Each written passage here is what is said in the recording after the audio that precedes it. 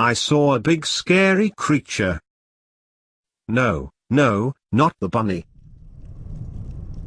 Be sure to subscribe to my channel. Antarctica. The boat steered straight for the wall. At first, I panicked. I thought our captain was a madman and had led us all to our doom. As we got within a mile of the prodigious wall, I saw that we were steering to a chasm in it. The waters looked treacherous, but the captain assured me with his smile, the smile of the damned, that we would be fine. His crew was the best in this world, he said. We sailed between two fantastically large chunks of ice, making a course straight through.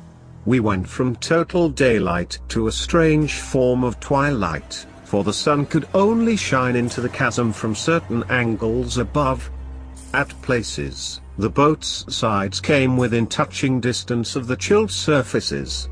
I heard strange calls from above and fancied I saw penguins a few times, swimming underneath us. Finally, after an hour of sailing in the precipice, we came to a dock of the same curious wood as our vessel. I was perplexed. How somebody had built a persistent structure like a dock in a cove of ice was beyond me. There was another, smaller vessel here, too. We tied the ship down, and he had the crew take my supplies, his supplies, and the instruments further down to a wooden lodge. Whoever had built it, it looked ancient. It was built of the same material and craftsmanship as the boat we had set sail in. The crew left us there after setting the cases and cabinets down inside. Forgetting my earlier apprehensions, I began to set up. Inside, it was a single spacious room. There were two windows, on the left and right walls as one entered. They were large and positioned so that, when opened, a breeze could cool the room.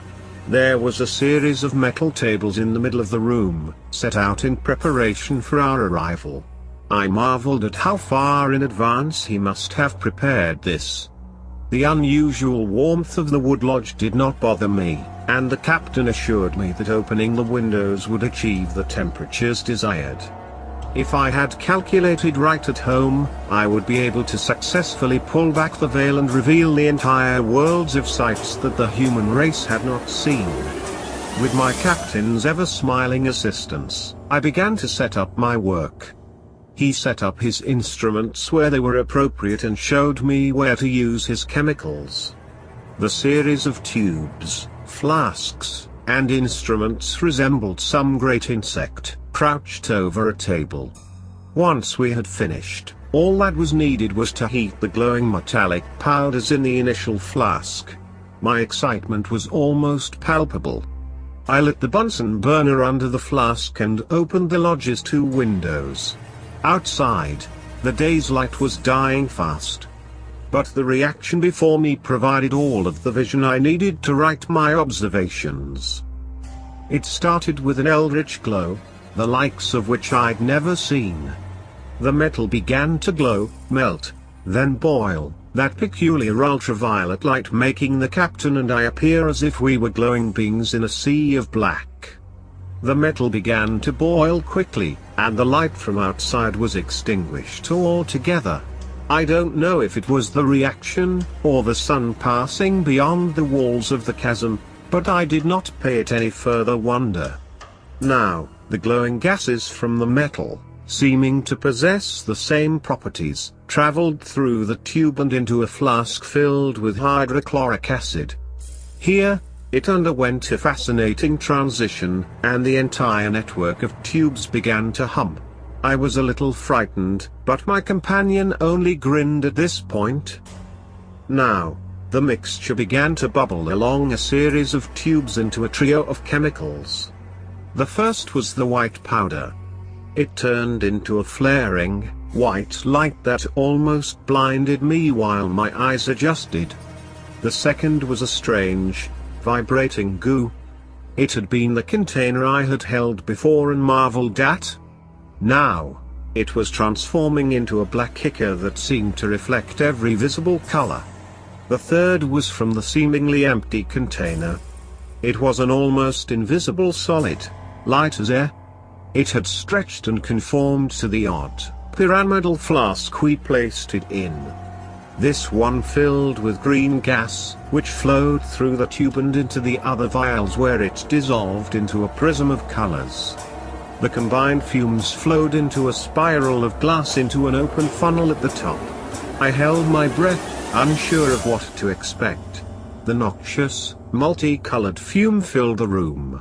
I began to cough, and fear for my life, but my captain's firm grip stilled my struggles. He held me there, and I felt a burning in my eyes and ears. After a while, the smoke and burning subsided. I slowly became aware of a vast open space. The lodge was still there, but it was transparent, like some veil between the worlds had been lifted out of the way by the chemicals and experiment. I could see through to a great plain. It was black and featureless, lit from above by a strange, phosphorescent sky. Everything seemed bleak and colorless. Then, I began to see terrible things. Even the thought of them drives me out of my mind with horror, so I'll describe what I can. These beings were great, amphibious things. They floated through the stagnant air, bloated jellyfish of unnamed color. It hurt my eyes to even look at it. Sometimes, strange birds with many leather wings would get caught in their tentacles. They sucked like the sea creature on our world does and consumed the creatures quickly. I watched the flesh and blood dissolve in the transparent things, then the bones fall to the desolation below. I shrieked, I think. I don't remember, but I kicked the loathsome machine in front of me. There was a shattering of glass and a bright flash, and then I don't know what happened. The return. When I awoke, I was cowering in the hold of our ship. I looked around me, not recognizing the room. It took me a few moments to realize I was in the forbidden forward decks. All around me were great cases. I opened one and found it full of ice, fresh from the land around us. Below it was corpses. Human corpses. They could have been from anywhere, so varied were they in composition and skin tone. I screamed and fled. I fled the storage deck. There was no crew aboard. I began to throw up when I reached daylight. I regained my senses, fled, and took the other boat, hearing the devils coming up behind me.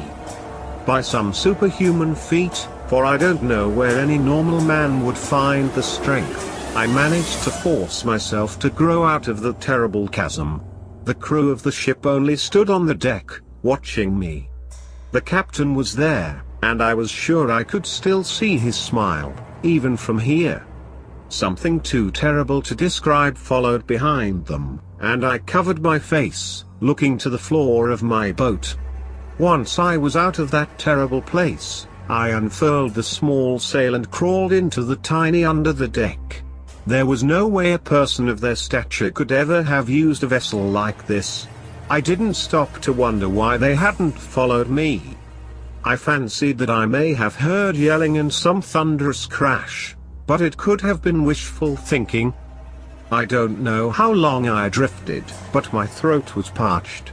I knew from my books how to get small bits of pure water from sea water, and did what I could to that end.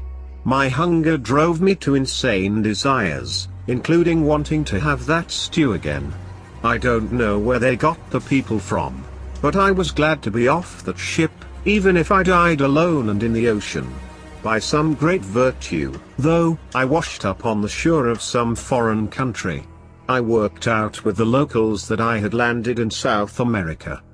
The mechanics of surviving such a journey alive was beyond me, but I did not question Providence. I eventually worked out a passage by land back to the United States. I don't think I could endure a single day more at sea, lest that horrible captain finds me again.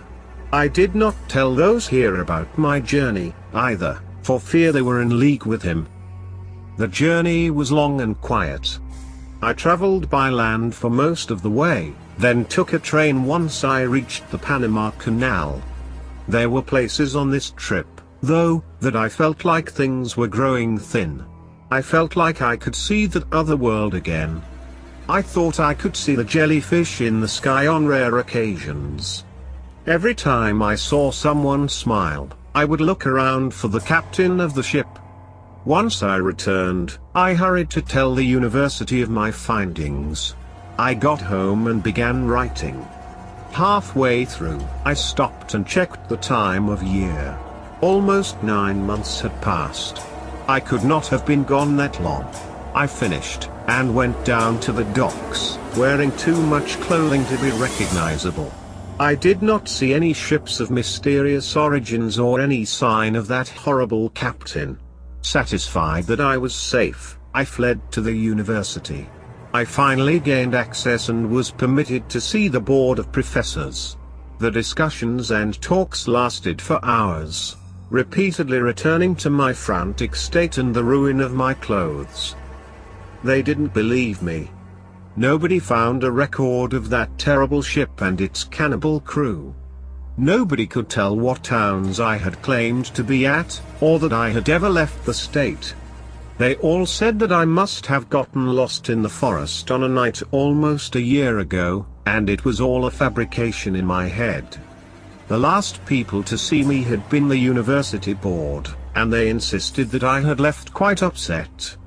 In this state, they claimed, I had wandered out of town and gotten lost in my delusions. People claim now that the sights I saw don't exist. I wish that were true. They locked me up in the asylum with the madmen. I hear them coming now. The orderlies. I think they're in on it. Them and that horrible captain I traveled with. That horrible, horrible sound they make as they speak. It can't be human. I don't know what they are, but please, hide me. Hide me. I want to disappear into these pages. I must hide this before they realize I have it, and find it and destroy it. I should have known that we were only made to look at what we can see, and nothing beyond. I only hope nobody continues my work.